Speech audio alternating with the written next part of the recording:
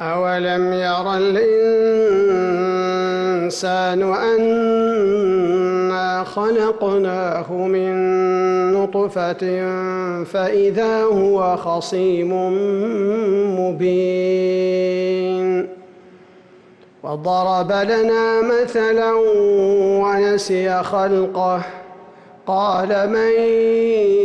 يحيي العظام وهي رميم قل يحييها الذي أنشأها أول مرة وهو بكل خلق عليم الذي جعل لكم من الشجر الأخضر نارا فإذا أنتم منه توقدون أوليس الذي خلق السماوات والأرض بقادر على أن يخلق مثلهم بلى وهو الخلاق العليم إنما أمره إذا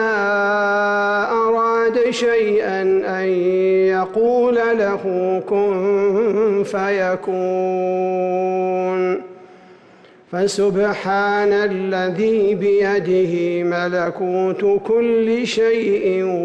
وإليه ترجعون أولم يروا أن الله الذي خلق السماوات والأرض ولم يعي بخلقهن بقادر على أن يحيي الموتى بلى إنه على كل شيء قدير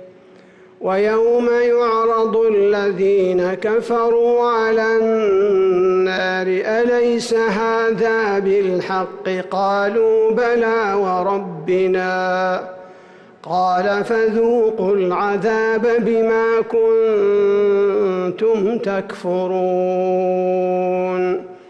فاصبر كما صبر أولو العزم من الرسل ولا تستعجل لهم كأنهم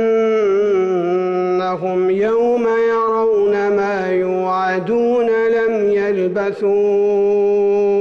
إلا ساعة من نهار بلاغ